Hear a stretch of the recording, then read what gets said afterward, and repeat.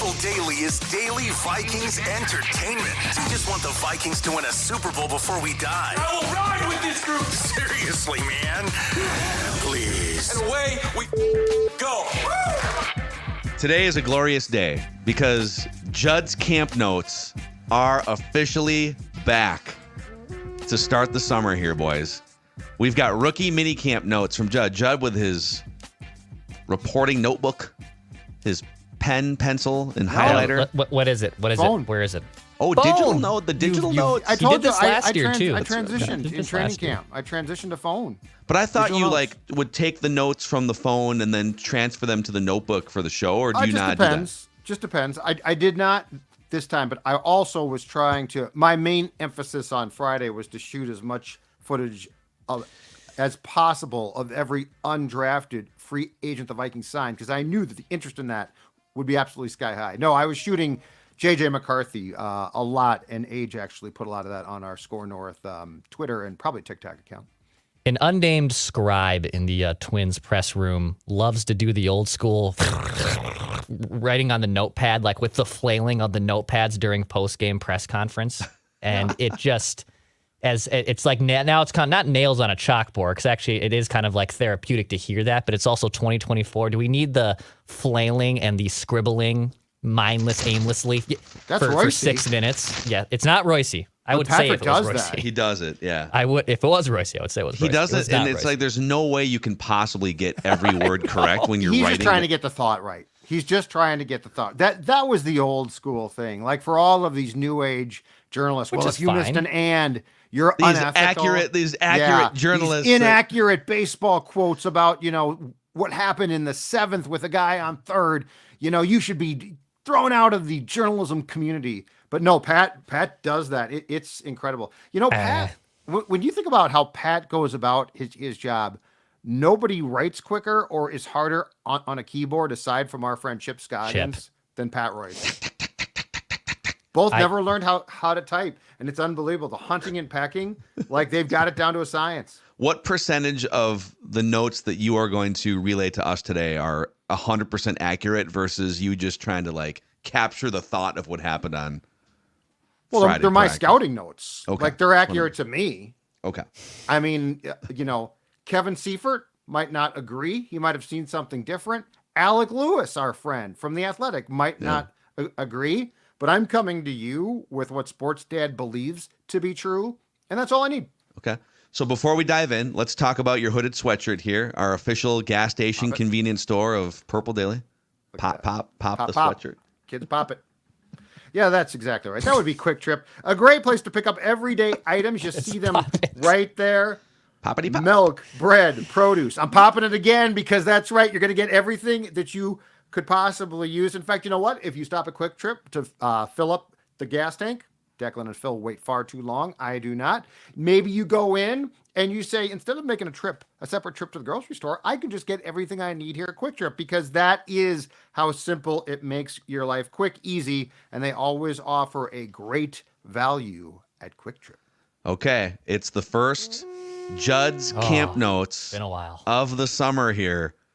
Let's start with give us any sort of JJ McCarthy hit. Like we just need it injected into our system. So 5 notes. The first 3 involve the 21-year-old quarterback. Oh, Okay. So you're not. Yeah, I didn't. I was joking. I'll show you the thing here. So they gave us this when we showed up, which is the pictures of every guy there. Right? It's back. It's like these are all the rookies. Let's just say that unfortunately, Devron Harper perhaps and Chance Maine weren't my focus. Sorry guys. I'm sure your parents love you. Those men have families, but yeah, I'm sure you're a great kid. I'm sure you've done a lot of good things. You're a heck of a college football player, but yes, JJ McCarthy. All right, observation number 1. This was my first time, and I think it was the media's first time seeing JJ McCarthy in a red jersey throwing passes. So what did I take away? Number 1, saw some very nice throws. The arm is legit. I like the arm. Like the strength of the arm. Strength, like the arm strength of the arm. Okay. The strength of the arm. I like the arm. The arm is legit. I don't know. What about the definition of the arm? I don't know if it's a howitzer. Well, he's 21 years old. He's still Muscular, dude, he's growing. baby he muscles. Could grow. He could grow still. He's growing into his body. Let's give him a break. He needs milk. But I did like the arm. I did see what they were talking about. Again, it might not be a howitzer, but it looks like it's more than sufficient enough. It was windy, by the way, too. And that's what I was going to say. So there were some accuracy issues at times, but you had two things working against him. And in this case, I will use the excuses because it's his first day, and I think it's fair. The wind was definitely a factor, and he's also throwing to guys he's never met. And he's not throwing to Justin Jefferson, Right. Jordan Addison. He's throwing to like random dudes on the rookie minicamp roster. Yeah. So Let's see here. He's throwing to we guys. just created like 5 scapegoat excuses for JJ McCarthy on the first day of rookie minicamp. He's throwing to guys like Ty We never James, defended Kirk Cousins this way, did we? Deshaun Jones. Actually, we might have in May of 2018 or so. We actually might have defended Kirk. Have to go back and pull those tapes. But so JJ had 16 snaps, like drill snaps. And, obviously they're skeleton drills because, again, you're working with guys that you're not going to work with. The only bad one was a pick 6 that came in part because of what he referred to, and he said it's my fault, but he referred to them as messed up splits with the receivers.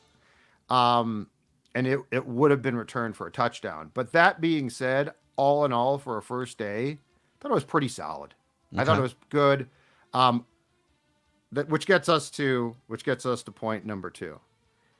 After practice, O'Connell talked, Coach Kevin O'Connell, and I asked him about the process of how do you go about sort of separating and sitting down with McCarthy to both talk about the good plays and like the pick 6 play. Now, keep in mind, this camp was closed to the media on Saturday and Sunday, but it was 3 days. So it wasn't just a one-day camp. But on Friday, Kevin O'Connell's response was, or part of his response was, I know some folks may be keeping track of completions and interceptions and things like that, Judd.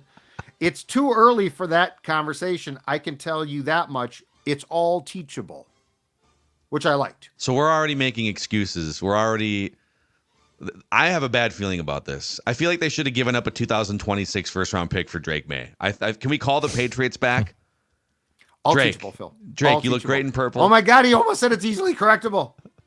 So, I don't want to get ahead here because I don't want to be stealing from Judd's camp notes, but I did see that Kevin talked about, and he did this with Kirk too for several years. Yep. Well, for the 2 years he was with Kevin. The idea of practice in the summer being the time to take chances and just sort of feel out, push the boundaries of the system, basically. Opportunity balls. Yep. Stretch the limits of like what the windows look like, the anticipatory throws, the 50-50 balls. Don't get conservative in these shorts and shells practices in May and June. So you might see some more interceptions than you would if it's like a live game action. And part of that is the quarterback being empowered to throw picks. So that can be tough, especially at training camp where there's like 2,000 fans watching and you might see a red zone drill go sideways with a bad interception. Is that a bad read and a bad play by the quarterback? Or is it the coach telling the quarterback, hey, try and like see how aggressive you can be in certain tight windows in the red zone where the game is won and lost mostly, right? Like that's the one thing we don't have the full context of, like what conversations are they having on the field. Yeah. So I saw in Alec Lewis's recap on Friday, he had this quote that said, I know some folks may be keeping track of completions and interceptions and things like that. O'Connell joked after Friday's practice. Never, one media member replied. Were you the never? Yeah. Okay, that was Judd. Because it was my question. It was my question. It drew a few guffaws when I said the pick 6. And so I just... Wait, who guffawed you? The other media members? But I mean, it was just funny. They're coddling. The other media members It are was already just- coddling no, it wasn't JJ that. McCarthy. It wasn't Name funny. him. Oh, boy. It was just like, it's funny that I asked that question because it's a pick 6 Did Alec on Lewis day 1. guffaw you? Kevin Seifert, your It old was not- I colleague, was turned not- on you? This Chipper? was not a problem. It deserved a guffaw. It was funny, but then when O'Connell said that, yes, that was me. That was me that said never. No, I would never do that. I would never keep track. Dude, of our guy, all you know, these. who the first 16. reporter that I ever saw charting off-season practice was Tom Pelissero Oh God, yeah. back in the old From 1500 Green ESPN Bay. days. He brought that from he- Green Bay. Yeah, and he would chart kickers, he would chart throws at practice, Yes. and it was very revolutionary at the The time. Green Bay beat guys used to and still might bring stopwatches for punter hang time. Oh wow, Oh, that's awesome. dedication. Oh, the Green Bay. I've always said this. If we like, you can hate the Packers as much as you want, but you haven't seen coverage of a team, like real coverage, until you go there. Everything is under a microscope. Yeah, I mean, there's not a whole lot else going on. No, there's not. There's not. Football. But I mean, if you made a change in the nickel package in Green Bay, it was a headline. They know, yeah, they Here know it's a about note, it. you know, just a little note. There, it's a bleeping headline. Yeah, I have a couple other thoughts on JJ McCarthy, but I want you to go through your next one before I jump the gun Okay. here. Okay, my final one on McCarthy is if I was to headline this, I would say lots of cooks in the kitchen.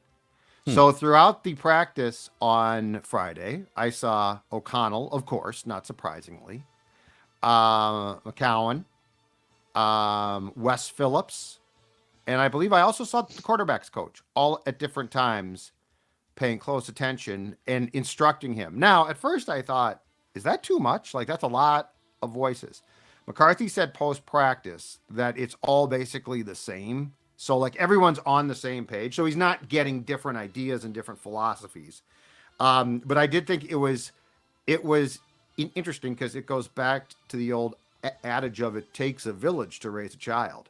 Well, it might just take a whole coaching staff to raise a quarterback here. So there's a lot of different people here. And I mean, I think that the quarterback's coach and the head coach at the end of the day are going to have the most say, but there's definitely going to be a lot of attention here paid, which can go one of two ways. The bad way is it turns into a Bustin X, you know, hey, you should do this. No, was try that a Freudian slip? You just called him Hold on, Bustin'. hold on. I know you're a Buxton-esque. Buxton hater, but Buxton. I love Byron Buxton, but you know, the old leg kick, no leg kick, do this, do that. But McCarthy was very specific to say all of the messages are on the same page. So if you show up for training camp, just an interesting thing to watch is a lot of tutelage here for McCarthy. you know, that sort of how the sausage is made stuff is fascinating. I don't know, maybe it's only fascinating to me, but you've got your head coach who's a quarterback guru, and he wants a say. And then you've got your offensive coordinator, Wes Phillips, who has ideas. And then you got your two quarterbacks coaches, Josh McCown being one of them, right? And all of them come from different backgrounds and probably have different thoughts and philosophies on how to. It's not like a fully formed Kirk Cousins and you're trying to make little tweaks to his game at age 34, 35. Correct. You're dealing with a blank canvas 21-year-old quarterback who needs footwork help and different things.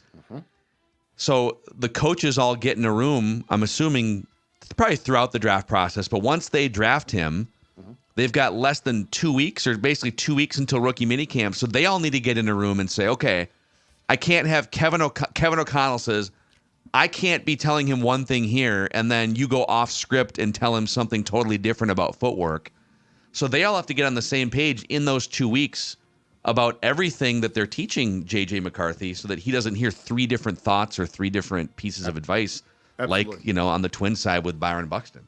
Absolutely. It feels like McCown, though, is almost the pseudo translator to McCarthy between KOC and Wes Phillips. Like, his influence on McCarthy is trying to help him bridge the gap between learning this NFL playbook, which is like McCarthy learned French, right? Like he mastered another language in college. Yeah. Well, now you're learning Spanish. And you can take some things away from that because you can speak multiple languages, but now you're starting a whole new one from scratch. And it feels like McCown is the type of guy that might be the easier bridge to make this make more sense. I would say if we're going to do a pie chart of involvement, I would say Wes Phillips is going to be about 15%, if that.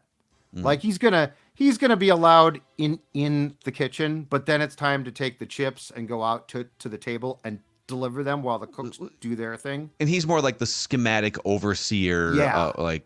Right. Yeah. But here's my immediate thought.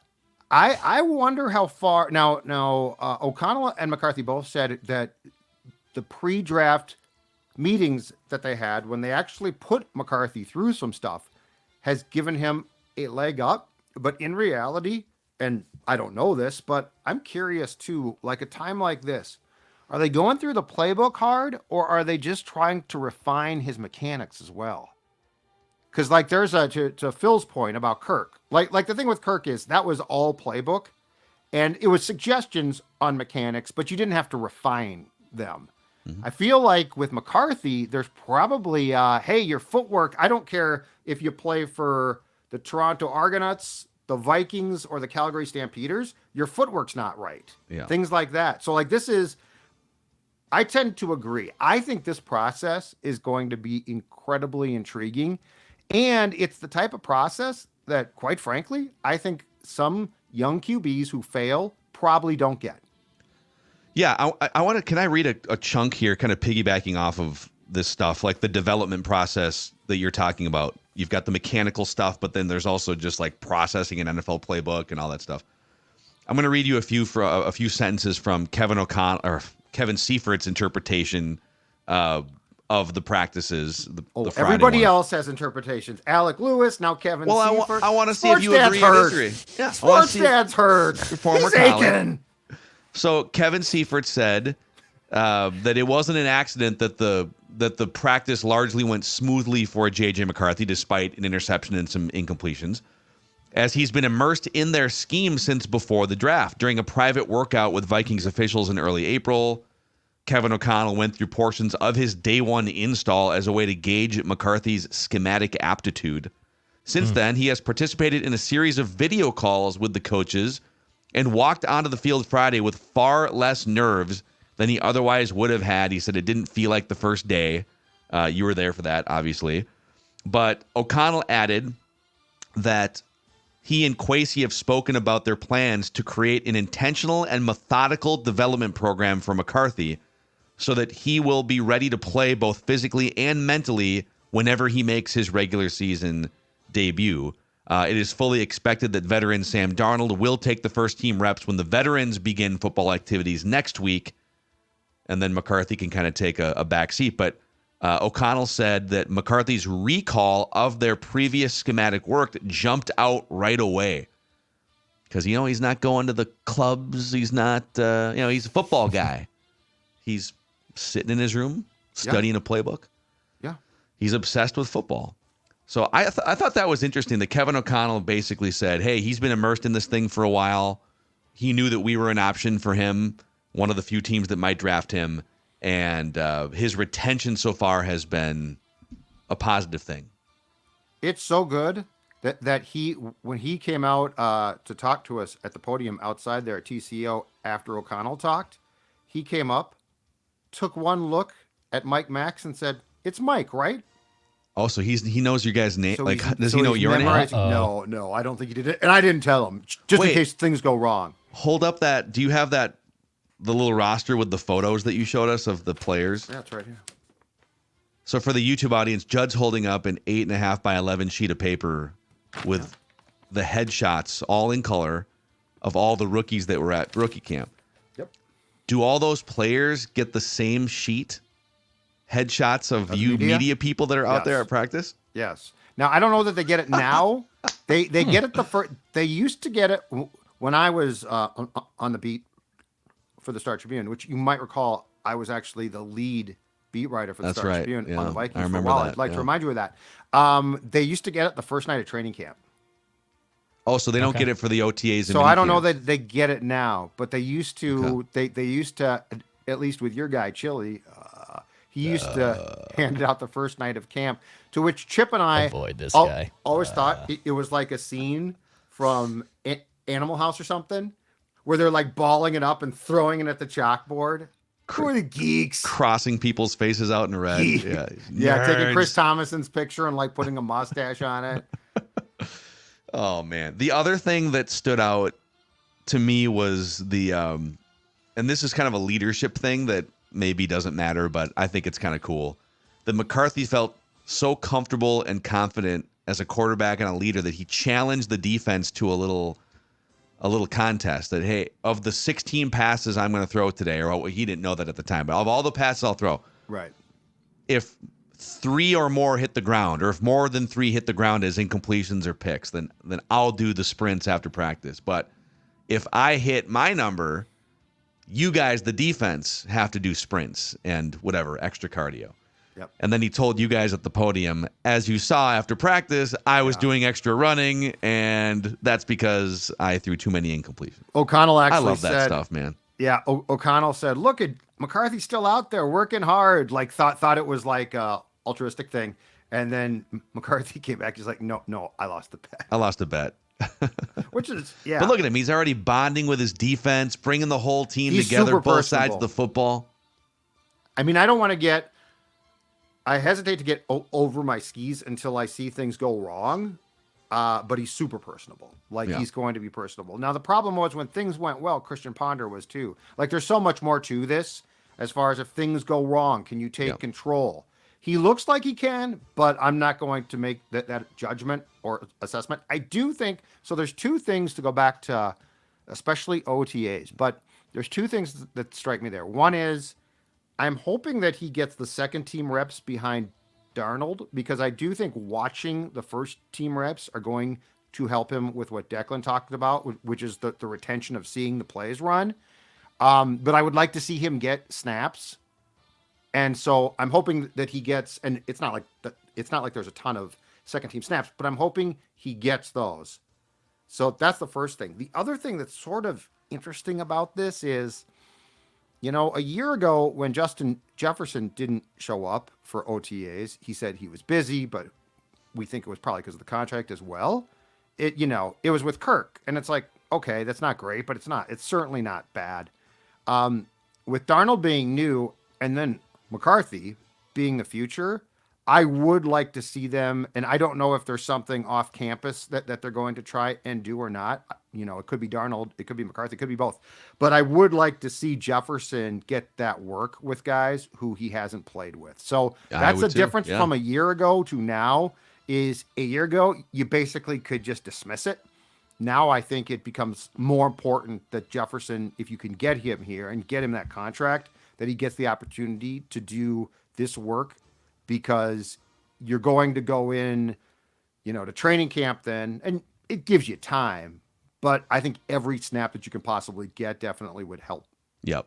So that's the JJ McCarthy portion. Any other JJ McCarthy things before we get to the rest of Judd's rookie minicamp? No, we're going to go to the other first round pick next, who of course is not being talked about as much, but have I got some observations? Okay. And we'll do that after we shout out our friends at the Meadows at Mystic, Declan, one of the premier golf courses in the state of Minnesota. That's right. Now that it was 80 degrees yesterday, it's 70s this week. Great time to get out and play at the Meadows at Mystic Lake. You can go to golfthemeadows.com to book that tee time. They also have an incredible pro shop. This is not like your rinky-dinky couple sleeves and maybe a hat. This is a great pro shop that has plenty of great apparel options, plenty of great options for your game too. So when you book that tee time, also stop in. And you can do this all by going to golfthemeadows.com. Go to golfthemeadows.com to learn more. Hey, it is landscape oasis season right now, and our friends at Bachman's are here to help you transform your landscape into that oasis for the rest of the season. A well-maintained landscape isn't just for looks, folks. It's a statement of your commitment to excellence in your neighborhood, boosting both your home's value and your enjoyment, and also maybe your landscaping ego as well, guys. You want to make sure that people talk about your lawn in the most positive terms. Also, it's more than just maintenance when it comes to landscaping. It's about strategic improvement. Evaluate what needs to go, what needs a tune-up. It can be kind of a fun game every single year, right? Like, what players are going to be cut from your landscaping collection from the 2023 summer? Each Bachman's location, Minneapolis, Apple Valley, Eden Prairie, Plymouth, Fridley, Maplewood, and Cedar Acres, Lakeville, have horticulturalists. Judd, do you know what a horticulturalist is? Somebody who's really good with growing stuff. 100%. All sorts of people like that on staff at Bachman's to help you tackle your questions and needs. So check him out at any of the Bachman's locations in the Twin Cities. Okay, Dallas Turner. How he looking? A couple of things here. One is, so in seeing him up close, because he not only practiced on Friday, but he also, after McCarthy, did a press conference. If you're expecting a defensive end rush edge, which is what he's going to be, who's going to come in and physically like wow you, like Danielle Hunter was nothing but a specimen. Dude was a specimen. Yeah. Like you looked at him and thought, oh my God, he could throw me to Wisconsin. He was 6'5", 263, but he's also a grown man, 29. Dallas Turner is 6'3", 247, and far more slight right now. Now he will get bigger as well. But here's what I like about it. You could immediately see why this guy is really good dropping into coverage. You could easily confuse him for an interior linebacker, I think. Like he doesn't have, it's not that he's not built. He's definitely built. But compared to what we're used to here for edge rushers, he is definitely more slight. He definitely looks like he is, because of that, faster. Now he's 21, so he's a kid. But I am really curious now, having seen his physique, to see how Brian Flores uses him, because there's definitely different ways to, I think with him, it looks like, to create confusion. Because when Hunter was asked to be used in zone blitzes, when he was asked to drop into coverage, it was a big ask. And I think pretty much consistently it didn't make sense. In the case of Turner, I think it's going to make perfect sense. What is he? So he's what, 6'4"? Let's see. Dallas Turner. Weights. He's 6'3", 247, according to the Vikings, according to the roster that they put out on Friday. I don't want to put this comparison next to him officially because it's unfair, but Micah Parsons is not very big. He's 6'3", 245, 250. Same exact specs. And I know Dallas doesn't drop him into coverage a whole lot. Although early in his career, his first year in the NFL, kind of a different, I think it was maybe even like different defensive scheme. But Micah Parsons actually dropped into coverage 300 snaps in 2021. Whoa. Yeah. Now, the last 2 years, it's gone down to 76 in 2022 to only 19 times in 2023. And they're basically, you know what, probably Micah? said, I don't get paid for dropping into coverage, guys. Why don't you just do one thing here for us? And he's obviously really good at that one thing. But that'll be interesting. I don't think you're going to want to get too tricky, but 2-3 times a game to throw off a quarterback, especially the way that Brian Flores, he loves to show these multiple looks where there's like 8 dudes up at the line of scrimmage, sometimes sending 2 guys and dropping who you think is going to be an edge rusher on the play can free somebody else up to come around. So let's just say I could see, having now seen Turner's build, I could definitely see downs in which Grenard, Van Ginkel, and Turner all on the field at the same time. Let's get it. And now you're trying to Let's eat. Now the problem is you're still trying to make up for the fact that you don't have a defensive tackle that can really rush. But I think you can get more creative now. And Turner gives you the ability where he could rush or he could drop back. But now you're trying to account for 3 guys instead of 2. Yeah. Could be interesting. Okay. And then what's your final observation from the final one is so there were I think approximately 40 guys who were invited or attended this. Interestingly enough, 5 were current players. So they were either on the practice squad last year, they were drafted last year. The most interesting one is a guy that I feel like we talked about quite a bit going into training camp, and then he sort of just got lost. Dwayne McBride was there, the running back from UAB, who we hypothesized might play a role at some point in time. He was a 7th round pick. So we talked about him, but he's a running back, as a 7th round pick, can certainly make the team. The other ones were either undrafted free agents from 23 or practice squad guys. But anyway, Dwayne McBride showing up sort of impressed me because I mean, they can't make you. It's a rookie camp. and you're not technically a rookie. And What are the parameters there? Like, can he show up because he didn't accrue any NFL statistics last year? Yes. Okay. So there are certain, but I'm sure he doesn't have to. So I'm sure he could say, yeah, it's the offseason. I'm good. If you want to play in the actual NFL, you probably should say yes when the coaches ask you to show up. But I'm still curious about this guy because I feel when we saw him in training camp, he looked super raw. The expectation in seeing the scouting report to me and then seeing him in camp were different. So the fact that Dwayne McBride was there, though, first, I think illustrates that he definitely wants to get a leg up. But two, the running back situation for the future, the long term, is definitely jumbled. And I'm curious where it's going to go. Jones is going to, I think, be fine, but he's not young. Yeah. Chandler, I'm curious about. Like, is Chandler going to play way more now? Is he not going to play way more? He certainly doesn't seem to be an O'Connell favorite as far as his overall game goes consistently. So Dwayne McBride's presence, I thought, was worth noting. Yeah, he's they need someone in the mix as a third running back. So let's do it. We also had some Vikings rookie mini camp overreactions on Purple Daily on Draft involving JJ McCarthy heavy. And then also, and Judd, I don't know if you had any notes on him, but Thayer Thomas, I saw caught the eye of KOC, who was also a UDFA last year and spent time on the practice squad. Yep. He's 25 years old. He spent 5 years at NC State. Could be someone that also maybe pushed for the 53. So if you want more overreactions of whether it's JJ McCarthy or Thayer Thomas, Purple Daily on Draft.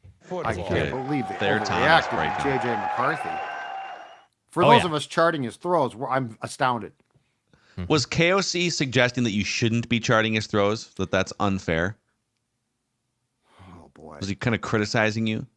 I think he was telling me to tone back it down off a little bit. Back off a little bit, Judd. But I mean, that's the exchange. That's how it's supposed to work. Like, I appreciated it. I thought it was fun. But yeah, I mean, I think he was saying you're doing something that we're not doing is what he was saying. And if I had been upfront about it, I would have called BS and say, dude, you're going in and breaking down the film. You're doing it too, okay? We're all doing it. So is he going to start opening day? You could have pushed back and said, well, maybe you guys would be a better coaching staff if you charted throws in rookie. Have you considered sports dad? Did he acknowledge you by name when he said, well, Judd? Did he acknowledge Judd? No. He's very selective about when he calls you the name. By your name. That's he doesn't do that multiple times. Is it it like a parent where you say your child's full name in scolding? Yeah. I was never called Declan unless I was like, they couldn't find me or I was in serious trouble. Like, it was always Deck. Like, if it was Declan, really? I knew I was in trouble. Yes. Philip? Significant trouble. Same way. Philip?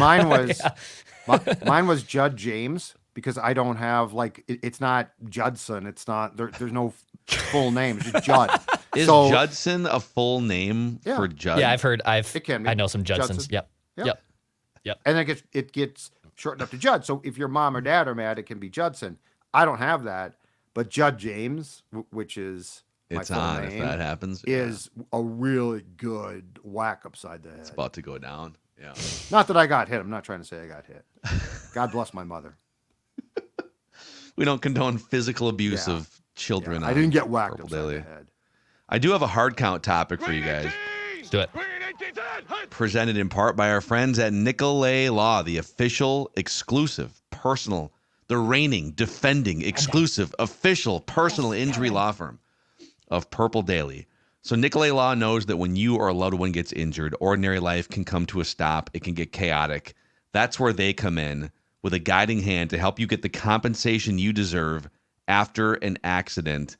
They are members of the community. As Judd met Russell Nicolay last week, actually, in person for the first time. T-shirt and jeans kind of a vibe, but hey, suit and tie when it's time to step up for you. Family business too. Yep. Get Minnesota's local award-winning injury lawyers. Get Nicolay, 1-855-NICOLAY or nicolaylaw.com. So, gentlemen, the NFL continues to put little nuggets out here. We know two things now that we didn't know a few days ago. The schedule release will be Wednesday night, 7 o'clock Central Time. So we will know the order in which the Vikings play their opponents on Wednesday night at 7 o'clock Central Time. And we now know what. Well, wait, is this the first game of the season, or don't we have like a Packers game in Brazil? What's the Friday. actual Thursday? So Kansas City, Baltimore. So Kansas City, That's Thursday. Baltimore Thursday, At Kansas City. and then Packers, Eagles, in Brazil Friday. Friday. I don't know the Okay. time for that. What's the time switch for that? And Who's we're also- carrying the Brazil game? I believe it's a stream game. Oh, is that like that's Peacock maybe? I believe it's Oh. going to be streamed. Yes. Here come People the are mad already. pitchforks. People are mad already. And we're also supposed to get, it sounds like each team in the build up to Wednesday is going to be allowed to announce one key game.